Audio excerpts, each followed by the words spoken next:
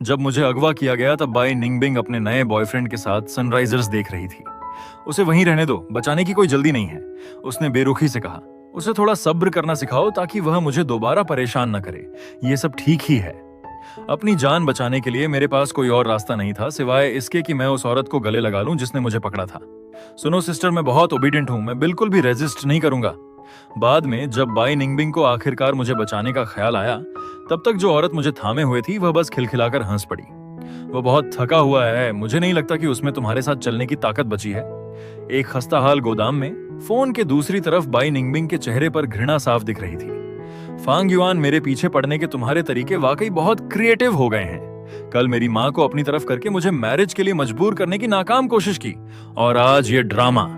तुम्हें जो करना है करो, लेकिन मुझे मेरे बेबी के साथ सनराइजर्स देखने से मत रोको। मैं बहुत घबरा गया था। सिर हिलाकर चिल्लाते हुए सफाई दी। निंगबिंग, मैं कोई ड्रामा नहीं कर रहा हूँ। मुझे नहीं पता कि आंटी ने मीडिया में हमारी सगाई की घोषणा कैसे कर दी। प्लीज एक बार मुझ पर भरोसा करो और मुझे यहाँ से बचा लो। बाई निंगबिंग ने एक उपहास भरी हंसी हंसते हुए कहा। बचाना? ठीक है, 50 मिलियन चाहिए ना? मैं देने को तैयार हूँ। जिंग सिस्टर ने तुरंत अपनी शर्त रखी। 5 घंटे बाद पैसे लाओ और इसे ले जाओ। बाई निंगबिंग ने उसकी बात काटते हुए कहा, इंसान को रहने दो, ये पैसे तुम लोग अपनी मेहनत की कमाई समझकर रख लो। यिंग सिस्टर उसे विश्वास न कर पाने वाली नजरों से देखने लगी। तुम सीरियस हो? बिल्कुल। अगर तुम लोगों में हिम्मत है तो इसे हार्म पहुंचाओ। मैं पैसे देने के लिए तैयार हूँ। यह सुनकर मैं पूरी तरह टूट गया, लेकिन मैंने फिर भी हार नहीं मानी। मैंने फोन पर चिल्लाकर कहा, निंगबिंग, मुझे वाकई बैड लोगों ने किडनैप किया है। अगर तुम मुझे बचा लोगी तो मैं वादा करता हूँ कि दोबारा तुम्हें कभी परेशान नहीं करूंगा। लेकिन जवाब में मुझे फोन के दूसरी तरफ एक अजनबी आदमी की आवाज सुनाई दी। निंगबिंग सिस्टर, सनराइज। आदमी की बात पूरी होने से पहले ही मुझे अंदाजा हो गया था कि आगे क्या होने वाला है। मैंने हताशा में अपनी आंखें बंद कर लीं और संघर्ष करना छोड़ दिया। जैसा सोचा था, अगले ही पल फोन कट गया। मैं जमीन पर बैठकर अपनी कलाई पर बंधी घड़ी को देखने लगा। यह एक लौती चीज थी जो बाई निंगबिंग ने मुझे कभी गिफ्ट की थी। सच में बचपन के वादे कभी पूरे नहीं होते। जो बाई निंगबिंग बचपन में कसम खाती थी कि वह मुझसे ही शादी करेगी, वह बड़ी होकर पूरी तरह बदल चुकी है। तभी यिंग सिस्टर के एक आदमी ने सिर खुजलाते हुए उससे पूछा, सिस्टर, बाई निंगबिंग क्या वाकई उसे बचाना चाहती है या नहीं? यिंग सिस्टर ने दांत पीसते हुए कहा, भाड़ में जाए उसका इरादा। यह लड़का बाई फैमिली द्वारा कल माना गया मंगेतर है। अगर इसने ये अग्रीमेंट साइन कर दिया तो निंगबिंग पैसे देने से मना नहीं कर पाएगी। उसने अपने बैग से एक बोतल निकाली और मेरे चेहरे पर स्प्रे कर दिया। थोड़ी ही देर में मेरी आंखों के सामने सब धुंधला होने लगा। मेरी हालत देख यिंग सिस्टर मुस्कुराई और बैग से एक फाइल निकालकर अपने आदमी को फेंक दी। बकवास बंद करो, इसे साइन करवाओ। सिस्टर, अभी निंगबिंग उसे बचाने की जल्दी में नहीं है। मुझे डर है कि अगर मिस को इस बारे में पता चला तो क्या? अगर सच में पकड़े गए तो हम इस लड़के को ही उसे सौंप देंगे। उसे सबक सिखाने के तरीके हमसे कहीं ज्यादा खतरनाक हैं। तभी इससे पहले कि वह मेरा हाथ पकड़कर अंगूठा लगाने की कोशिश करता, दरवाजा अचानक खुल गया। एक औरत अपने कुछ बॉडीगार्ड्स के साथ अंदर आई। सच में? तो क्यों ना आज तुम लोग मुझे अपनी पनिशमेंट देने के तरीके दिखाओ। वह आदमी डर के मारे कांपने लगा और उसके घुटने झुक गए। वह तुरंत जमीन पर गिर गया। Sorry miss. यिंग सिस्टर का चेहरा भी एकदम सफेद पड़ गया। उसने डरते हुए मेरी तरफ इशारा किया।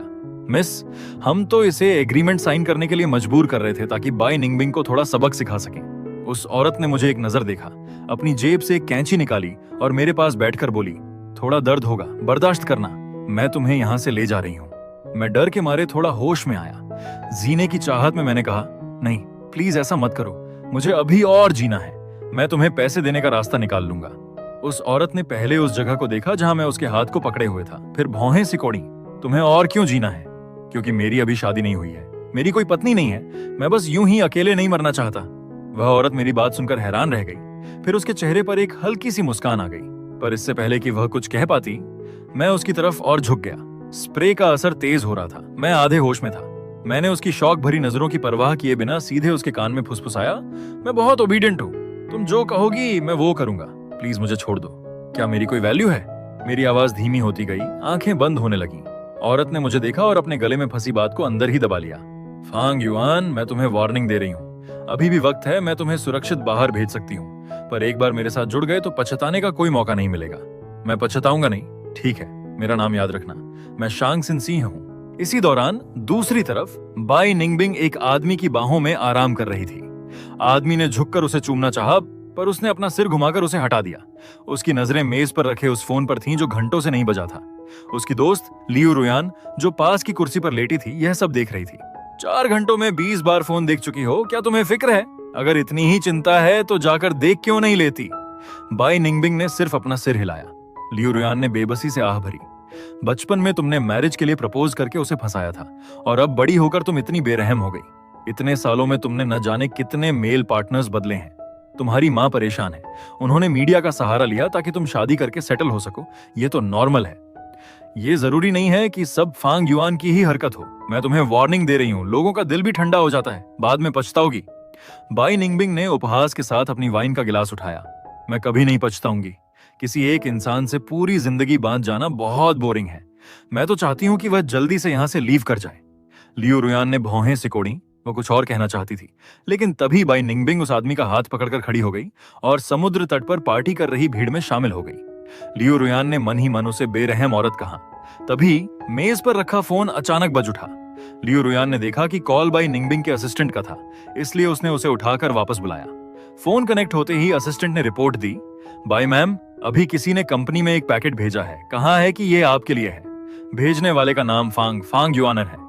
बाई निंगबिंग ने उपहास भरी हंसी हंसते हुए कहा, क्या गिफ्ट भेजा है? असिस्टेंट थोड़ा हिचकिचाया। एक घड़ी है।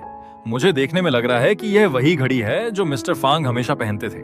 बाई निंगबिंग की आंखें हैरानी से फटी की फटी रह गईं। फिर से बोलो, क्या है? असिस्टेंट ने जल्दी से घड़ी की फोटो भेज दी। बाई निंगबिंग ने बस एक नजर देखी और पहचान गई। ये वही घड़ी है जो उसने मुझे सालों पहले अपने प्रपोजल के समय दी थी। मैंने इसे हमेशा एक बेशकीमती खजाने की तरह सहेज कर रखा था, पर अब इसे वापस भेजने का क्या मतलब है? गुस्से से भरकर उसने टाइप करना शुरू किया। अपना यह नाटक बंद करो, फिर से यह अट्रैक्शन का खेल खेलने की जरूरत नहीं है। फांग युआन, सोच लो, अगर घड़ी वापस कर दी तो हमारे बीच सब कुछ हमेशा के लिए खत्म हो गया। पर मैसेज भेजने के बाद कोई जवाब नहीं आया। बाई निंगबिंग फोन को पकड़े बेचैनी से इंतजार करती रही। आखिर में उसे एक अजीब सी बेचैनी होने लगी।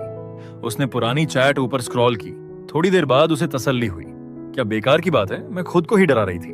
ये पुरानी चैट्स ही काफी हैं ये साबित करने के लिए कि वह मुझे पसंद करना नहीं छोड़ सकता। उसने फोन स्विच ऑन ऑफ किया और वापस उस आदमी की बाहों में जा गिरी।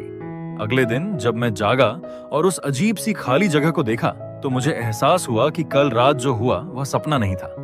कल की बात याद करके मैंने शर्मिंदगी से आह भरी। मैं एक अनजान औरत के साथ, पर रुको, वह औरत कहाँ है? मैं झटके से उठा और पूरे कमरे में उसे ढूंढा। वह सच में वहां नहीं थी। मैंने सोचा कि शायद चुपचाप निकल जाने का यही सही मौका है, पर जैसे ही मैं दबे पांव नीचे के मुख्य दरवाजे की तरफ बढ़ा, मैंने शांग सिंसी की आवाज सुनी। मैंने मुड़कर देखा, वह फोन पर थी और चिढ़कर बोल रही थी, पिताजी भूल जाइए, सिचुएशन अब मेरे कंट्रोल में है।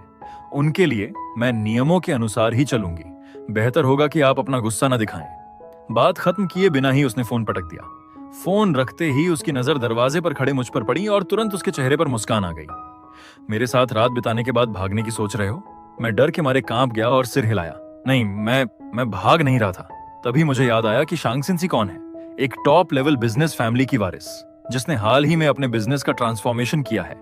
ऐसी औरत से पंगा लेना, भागने की उम्मीद छोड़ दो। ओबीडियंट रहना ही जान बचाने का एकमात्र रास्ता है। यह सोचते ही शांग सेंसी भौहें सिकोड़ती हुई मेरी तरफ बढ़ी। उसने मुझे दरवाजे के पास घेर लिया। जब कोई रास्ता नहीं बचा तो वह मेरे कान के पास झुकी। मेरे घर के बाहर बॉडीगार्ड्स की फौज है, अच्छे से सोच लो। मैंने एक बनावटी मुस्कान के साथ समझाया। मेरे माता पिता साइंटिफिक रिसर्च के काम में हैं। वे सालों तक बिना सिग्नल वाले पहाड़ों में रहते हैं। अगर उन्हें मेरे किडनैप होने का पता चला और वे मुझे छुड़ाने आए तो शायद बहुत देर हो जाएगी। शांग सिंसी पहले तो हैरान हुई, फिर जोर से हंस पड़ी। चिंता मत करो, तुम मेरे साथ हो, पैसे की कोई कमी नहीं होगी। ओह शांग मैम, मैं पहली बार किसी के साथ इस तरह आया हूँ। मुझे नहीं पता प्रोसेस क्या है। क्या मुझे हमेशा यहीं रहना होगा या? मेरी बात पूरी होने से पहले ही उसने मुझे अचानक किस कर लिया। कुछ मिनट बाद उसने मुझे छोड़ा। रिलेशनशिप में रहना जानते हो? बस वैसे ही चलो जैसे एक रिलेशनशिप में चलते हैं। यह सुनकर मैं वहीं जम गया। रिलेशनशिप? क्या यह सच है? 3 दिन बाद बाई निंगबिंग ने आखिरकार फोन ऑन किया। 3 दिनों की पार्टी में वह इतनी खो गई थी कि फोन सोफे के अंदर ही रह गया था। जैसे ही फोन खुला, मैसेजेस की बाढ़ आ गई। वह सोफे पर लेटकर सार्केस्टिक हंसी हंसने लगी। इतने मैसेजेस? पक्का फांग युआन ही होगा। पहले भी ऐसा होता था। छोटी छोटी बातों पर वह बड़े बड़े लेटर भेज देता था। जल्द ही नोटिफिकेशन बंद हुए। उसने आराम से स्क्रीन खोली, पर तभी उसकी माँ का फोन आ गया।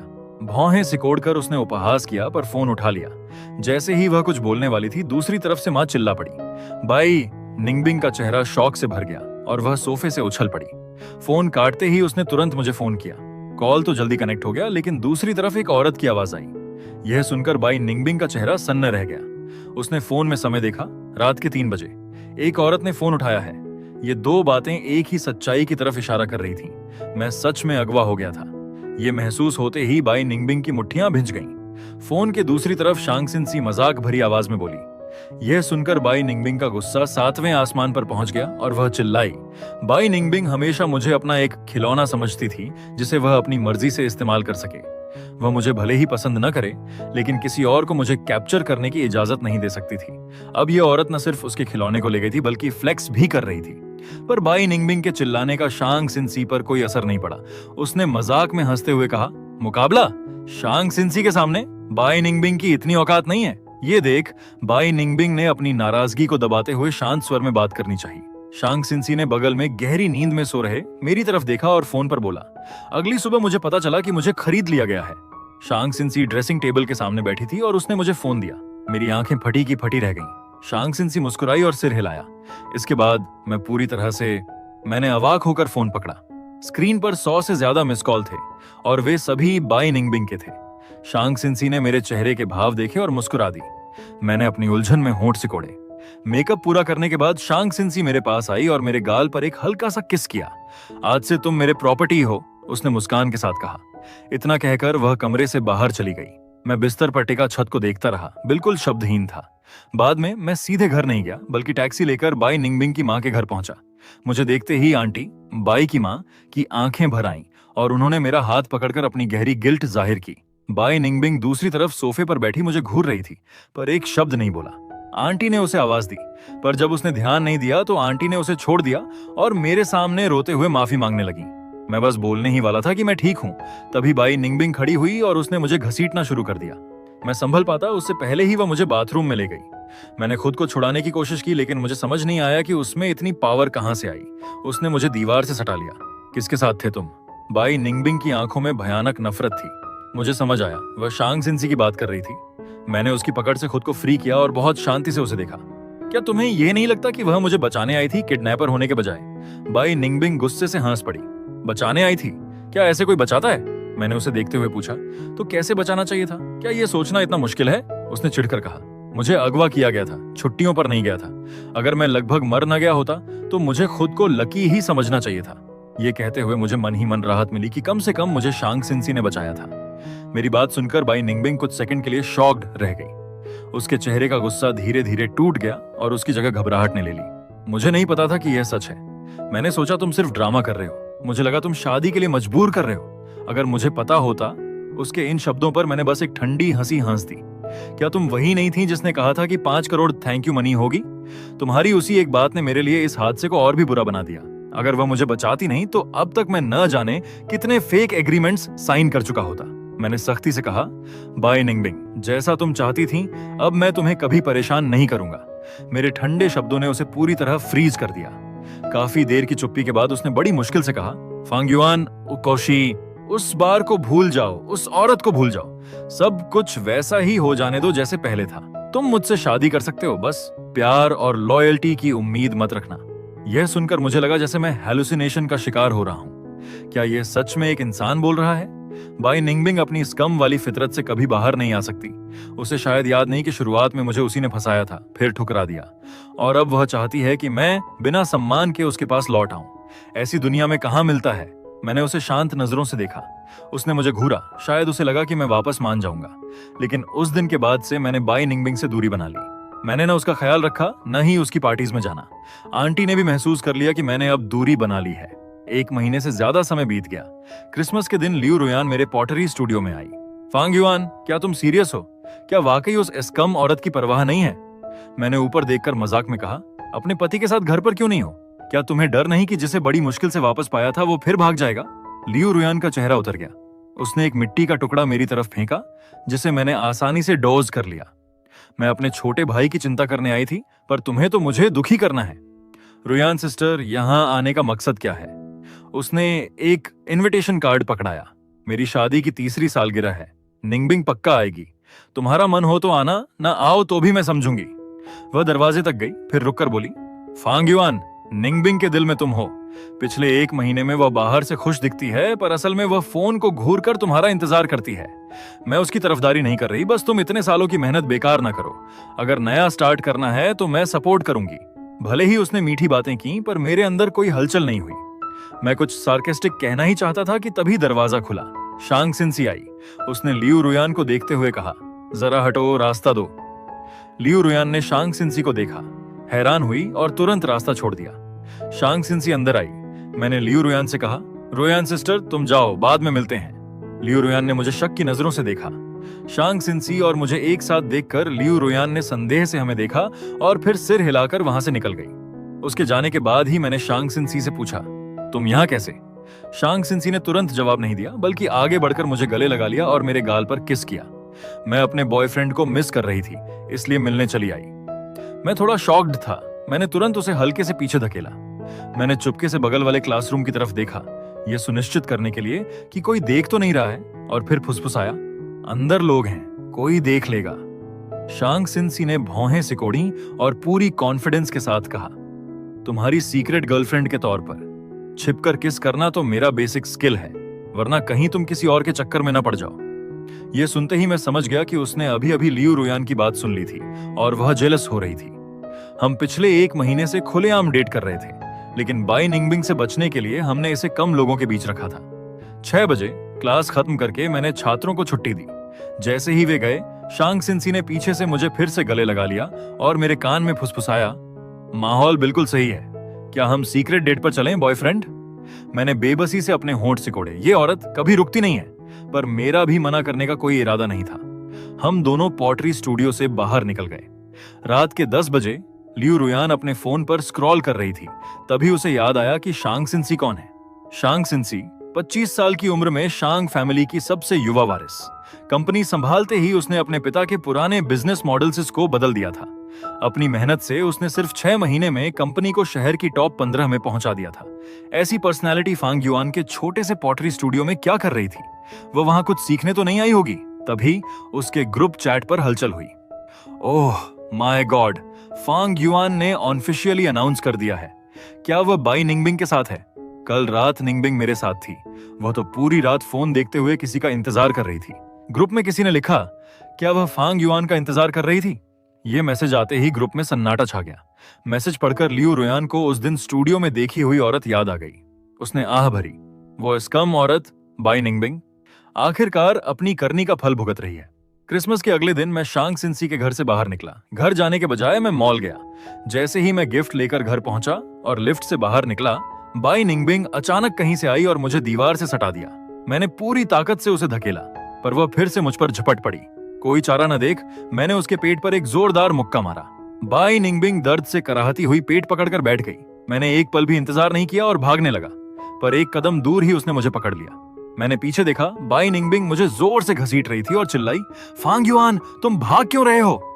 मैंने अपने हाथ के सारे गिफ्ट बॉक्सेस उसके सिर पर दे मारे। क्या तुम पागल हो गई हो? बाई निंगबिंग ने हमला बचाया और मेरी तरफ घूरते हुए पूछा, कल रात कहां थे? पूरी रात घर क्यों नहीं आए? मैंने एक सार्केस्टिक हंसी के साथ कहा, मिस बाई मैं कल रात कहां था, इससे आपका कोई लेना देना नहीं है। उसने मेरे मुंह से यह कोल्ड नाम सुना तो कांप उठी। आखिर तुम ऐसे क्यों हो गए हो?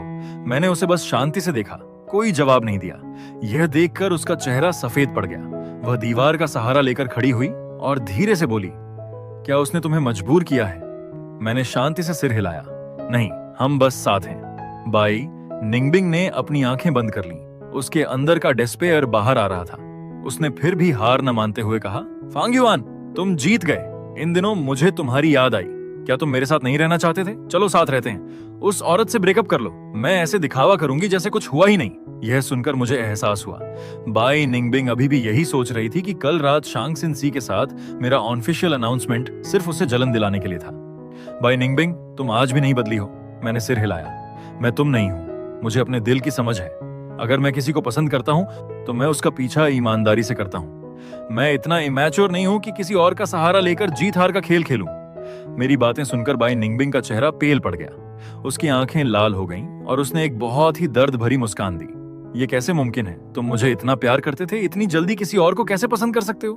मैंने उपहास के साथ हंसते हुए कहा, बचपन की पसंद को क्या सच में सीरियसली लिया जा सकता है? उसके बाद मैंने उसकी कोई बात नहीं सुनी और अपने घर का दरवाजा खोलने लगा, पर उसने फिर से मुझे पीछे से गले लगा लिया। अगर अब मैं तुम्हें प्यार करूं तो इस बार मैं तुम्हारा पीछा करूंगी। मैंने मुड़कर उसे एक जोरदार धक्का दिया। वह जमीन पर गिर गई, बाल बिखरे हुए थे और वह रो रही थी। मैंने उसे देखकर ठंडे मन से कहा, बाय निंगबिंग, अगर तुम्हें आज इतना पछतावा है तो पहले ही ऐसा क्यों किया? अब जब तुम फिर से शुरुआत करना चाहती हो तो बहुत देर हो चुकी है।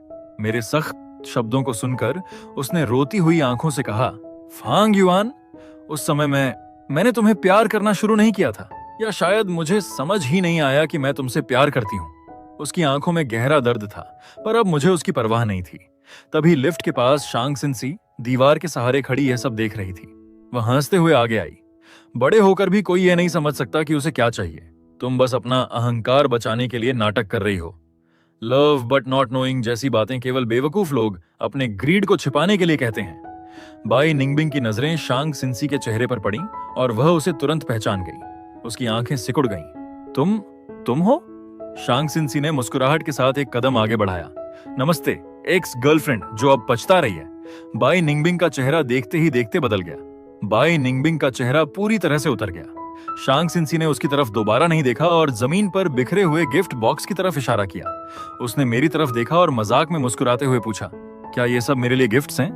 मैंने जानबूझकर सिर हिलाया। नहीं। शांग सिंसी मेरे पास आई और सहजता से मेरा कॉलर ठीक करते हुए बोली, तब तो लगता है कि मुझे गलतफहमी हो गई थी। मैंने उसे एक तिरछी नजर दी, गिफ्ट्स उठाए और उसका हाथ पकड़कर घर के अंदर ले गया। पीछे से एक दर्द भरी और मायूस आवाज सुनाई दी, तुम पहले ऐसे नहीं थे, तुम मेरे साथ ऐसा कभी नहीं करते थे। मैंने पीछे मुड़कर नहीं देखा, पर मुझे पता था कि उसकी नजर मेरी कलाई वाली उस घड़ी पर पड़ी होगी। वह घड़ी अब वह नहीं थी जो उसने दी थी। वह घड़ी जिसे मैं सालों तक बिना बदले पहने रहा, अब उसकी जगह शांग सिंसी द्वारा खरीदी गई नई घड़ी ने ले ली थी। शायद उसे भी वैसा ही घुटन महसूस हुआ होगा जैसा मुझे तब होता था जब वह मुझे अपने मैसेज का इंतजार करने के लिए कहती थी, पर अब मुझे इससे कोई फर्क नहीं पड़ता था। मैंने शांति से दरवाजा बंद कर लिया। शांग सिंसी की सहमति मिलने के बाद हम लियू रुयान की एनिवर्सरी पार्टी में गए। जैसे ही हम कार से उतरे, सबकी नजरों का केंद्र हम थे। लियू रुयान हमें देखकर मुस्कुराते हुए आगे आई। ओह, तुम दोनों साथ आए हो। शांग सिंसी ने उसका हाथ थामकर बड़े विनम्र भाव से जवाब दिया, बिल्कुल, आज की शाम फांग युआन की है। मैंने अपना चेहरा हाथों से ढक लिया। मुझे पता था कि शांग सिंसी ये बात लियू रुयान को क्रिसमस वाली बात का जवाब देने के लिए कह रही थी। पार्टी धीरे धीरे आगे बढ़ रही थी।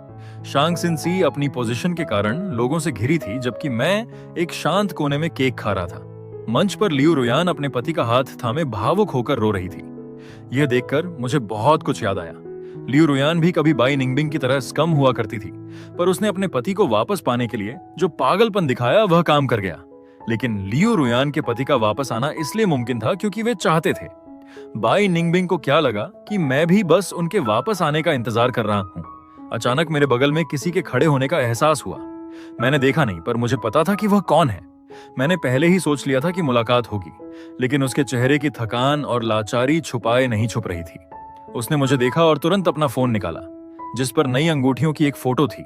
उसने याचना भरी नजरों से मुझे देखा। अगर ये 1 साल पहले होता तो मैं खुशी से पागल हो जाता, पर अब मुझे बस हंसी आ रही थी। वह हमेशा तब चीजें सामने लाती थी जब मुझे उनकी जरूरत नहीं होती थी। मैंने अपने हाथ से कांटा रखा, उसका फोन लिया और फोटो डिलीट कर दी। फिर मैंने उसका फोन उसे वापस थमा दिया। इसे रखने का कोई फायदा नहीं है।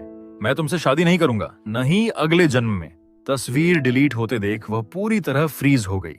वह अंगूठियां उसने खास तौर पर बनवाई थीं, दुनिया में सबसे यूनिक, पर एक स्वाइप ने सब खत्म कर दिया। लेकिन ये क्या था? उसने मेरे हजारों मैसेज अनदेखे किए थे।